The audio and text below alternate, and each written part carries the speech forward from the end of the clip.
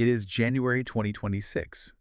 And if you just sit with the current state of the digital landscape for a moment, you start to notice this fundamental shift. The barrier to entry for building software it's effectively collapsed. It's gone. Totally gone. It used to be that if you wanted to build an application, you needed to know syntax, you had to understand compilers, years of computer science theory.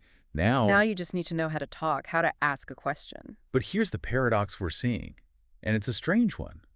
While the barrier to building has just vanished, the barrier to profit remains incredibly high. Exactly. It's easier than ever to worm something, which just means it's easier than ever to build the wrong thing. Right. We're seeing this flood of new tools, but most of the builders are still failing. And the question is why, right? It's because they are building what our sources today are calling vitamins instead of painkillers. It's the classic trap.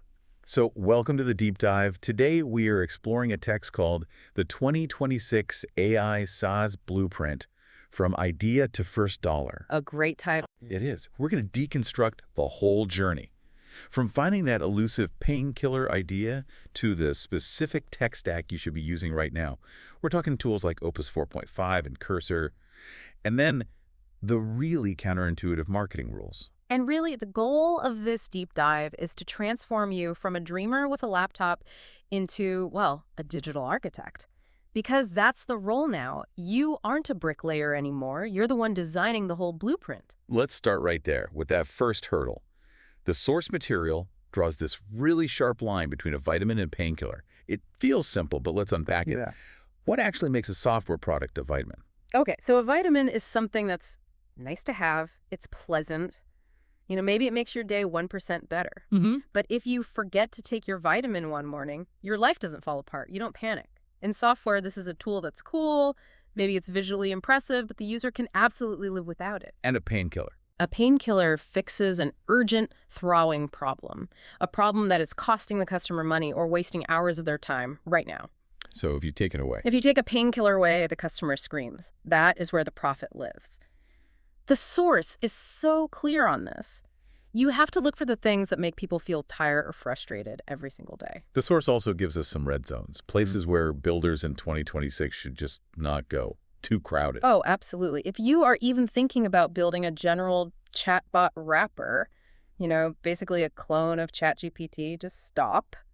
That ship has sailed. And sailed far away. Right. The same goes for AI dating apps and simple stock trading bots. Everyone is doing that. The source says you need to go niche. Like really niche. Give me an example of what a good niche looks like in this blueprint. Okay, so instead of AI for everyone, think AI for small coffee shop stock management. Super specific. Or AI for dentist patient notes.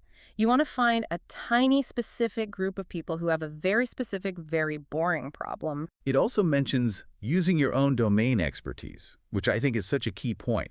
If you're a law student, don't try to build a tool for graphic designers. Exactly. Use what you know. If you understand law, you know where the real pain is in checking these massive contracts. A generic coder has no idea. Your professional knowledge is actually your biggest competitive advantage. So let's say I'm sold on finding a painkiller. How do I actually find one? I can't just guess. The source suggests you become a bit of a detective. You go where people complain. Okay. Reddit is a goldmine for this. You go to specific job subreddits, say, for real estate agents, and you search for phrases like, I hate this tool, or this takes way too long. You're literally searching for frustration. You are harvesting complaints. You can do the same thing on X or Twitter. Follow industry experts and just see what they complain about in their daily workflow. And the AI method. Oh yeah, and this is very 2026. You use an AI to do the research for you. The source gives this great prompt. Act as a market research expert. List the 5 biggest problems online shop owners face that AI can solve in 5 minutes. So if the tools are so easy to use, where do most people actually get stuck? They fall in love with a solution nobody needs. It's that classic vitamin trap. It makes a ton of sense. Let's shift gears to the actual building, the toolkit. You said the role has shifted from bricklayer to architect. Yes. In 2026, the human is the architect, the AI is the builder. You don't need to be a coding master who's memorized every single syntax rule of Python. You just need to be the one who controls the AI. Exactly. Okay, so the source outlines a specific set of tools for this. The builders. Let's walk through them. It mentions Claude Code and Open Code. Think of these as your smart robots. You talk to them just like you're talking to me. You say, hey, I need a function that sorts this data by date. And boom, they write the code. They can even fix files directly on your computer. And then there's Cursor. I hear about this one constantly. Cursor is the game changer. It's a code editor, the place you actually type. But it has AI built into its DNA. It understands your whole project. So as you're typing? As you type, it's suggesting the next chunk of code before you even thought of it. It's like having a senior developer looking over your shoulder, just whispering the answers. And if things break, because, things always break. That's where Codex comes in. The source calls it the bug hunter.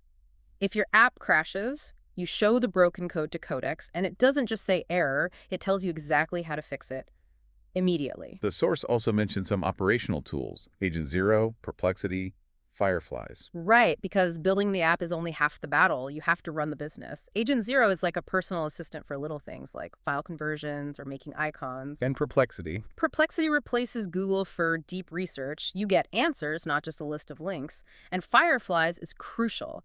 It records your customer calls. You never want to forget a feature request because you're too busy scribbling notes. There's a specific strategy in here about prompting the AI before you start. Something about a guide file. This is a total pro tip. Before you ask the AI to write a single line of code, you ask it to help you write a file called agents.md. Okay, and what does that file do? It just explains the goals of your project clearly. You keep this file in your project, and it helps all the other AI tools understand the context. It's like giving the builders a blueprint before they start laying bricks. So they don't build a bathroom in the kitchen. Exactly. Does this mean the human element is removed from coding entirely? No, the human moves up a level from laying bricks to designing the blueprint. Let's get into the nitty-gritty, the tech stack. This is the bricks and cement. The source has a very specific recommendation here.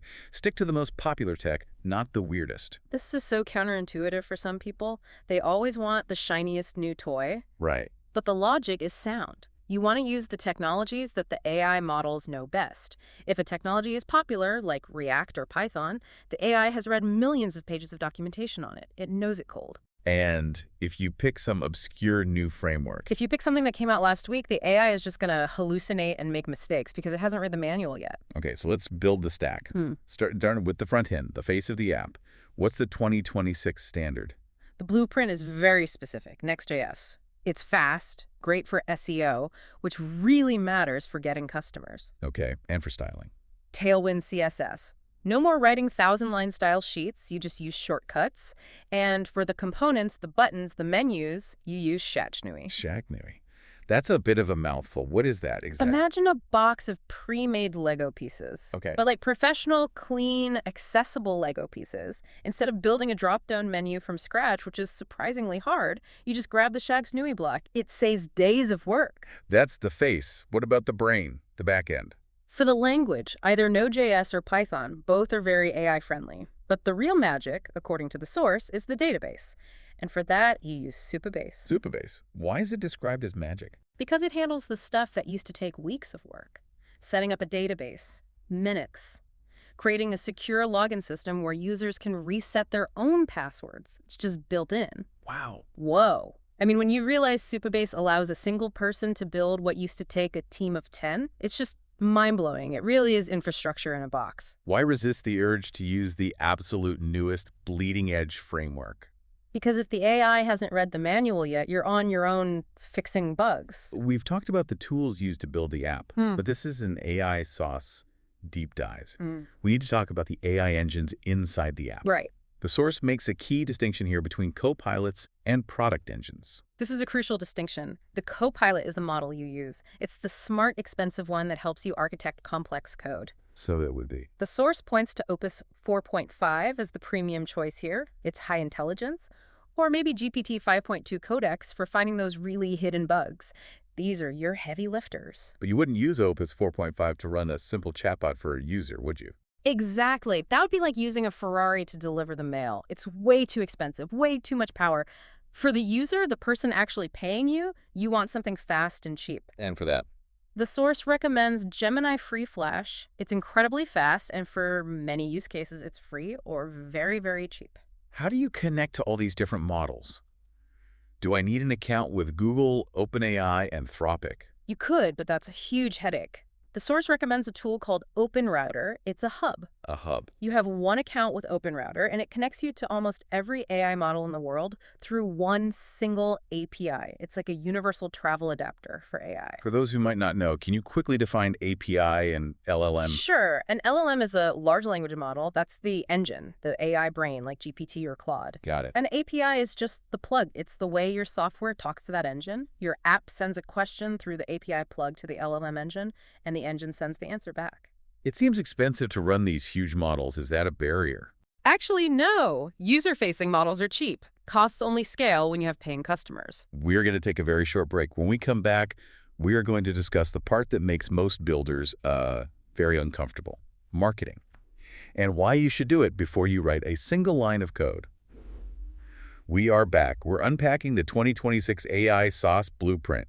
We've got the idea, we have the tools, we have the stack, but the source throws a real curveball here. It says marketing must come before the product. This is the part where engineers usually get very quiet. The source suggests a 50-50 rule. Even if you only have 4 hours a day to work on this, you spend 2 hours coding and 2 hours marketing. That seems high. Yeah. Especially for a product that doesn't even exist yet. It feels risky, right? Yeah. There is a vulnerability in selling air. You're admitting this fear that you might be selling something that doesn't exist. You know, I still struggle with this. Asking for attention for something that isn't real yet is terrifying. So why do it? But the source argues that if you build in the dark, you die in the dark. So what are the tactics? I mean, how do you market a ghost? First, the waitlist. Just a simple landing page. I am building a tool to solve problem X. Sign up here for an early bird discount.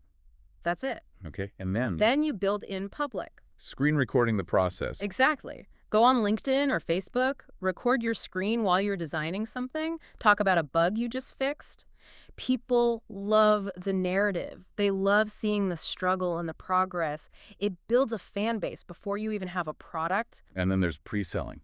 This is the gold evidence. If you can get a stranger to pay you, even if it's a discount for a concept that isn't finished, you've validated the entire idea. And if nobody pays? If nobody wants to pay, you pivot. Immediately, you save yourself 3 months of coding a product that nobody wants. This flips the traditional build it and they will come logic completely on its head, doesn't it? Completely. In 2026, if you build in the dark, you die in the dark. Let's talk about the logistics, the boring stuff that kills companies. Taxes, compliance. It's the nightmare scenario. You launch, and suddenly you have a customer in Germany, one in Japan, one in Brazil, and every country has different VAT taxes, GST, digital service taxes. And if you try to handle that yourself? You will go to prison, or you will go crazy, or both. So what is the solution? The merchant of record, or more. These are platforms like Polar, Lemon Squeezy, or Paddle. How does a mole actually work? Essentially, they act as the reseller. So legally, your customer is buying from them, not from you. Oh, okay. They collect the money, they calculate the correct tax, they pay the German government, they pay the Japanese government, and then they send you one clean payment. It's a shield. It shields you from all that international tax law. That sounds worth every penny of their fee. Absolutely. It lets you sleep at night. The source also outlines some death traps, mistakes to avoid.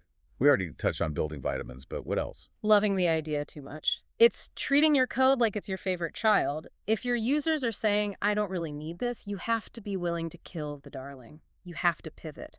And the super app trap. Oh, this is so common. Trying to build a Swiss Army knife when your customer just needs a simple screwdriver. The advice is to stick to an MVP, a minimum viable product. Solve one problem perfectly. Don't add features just to add bulk. Exactly. What about pricing? Don't be afraid to charge high prices, especially for B2B business to business. If you save a business 5 hours of work a week, that is worth thousands of dollars to them. Don't charge $5 a month. Charge for the value you provide. Security is another big one mentioned. Yes. Do not build your own login system ever. Do not store passwords in text files, please. Use a tool like Clerk for logins. Use Supabase for data. Let the professionals handle security. What is the single biggest operational risk for a solo founder? Getting bogged down in tax laws and compliance instead of building the product. So let's just recap the big ideas here. Building an AI SaaS in 2026 isn't really about code mastery anymore. Not at all. It's about spotting a painkiller problem. It's about orchestrating these incredible AI tools, Cursor, Opus 4.5, Supabase to solve that one problem. And it's about marketing before you build. You have to validate the idea with real money and real interest. And then you use a merchant of record so you don't get shut down by the tax authorities. The source mentions that million-dollar companies start with a single line of code, but I want to leave you with a slightly different thought. Perhaps in 2026, they actually start with a single conversation, a conversation between a founder and a customer, before any code is ever written at all. That's the real shift, isn't it? Connection before code. So here is our challenge to you. Identify one pain point in your own daily workflow today. Just one thing that makes you sigh or roll your eyes. Find that little bit of friction. That might just be your million-dollar idea. Go find the pain. Thanks for listening to The Deep Dive. We'll see you in the next one.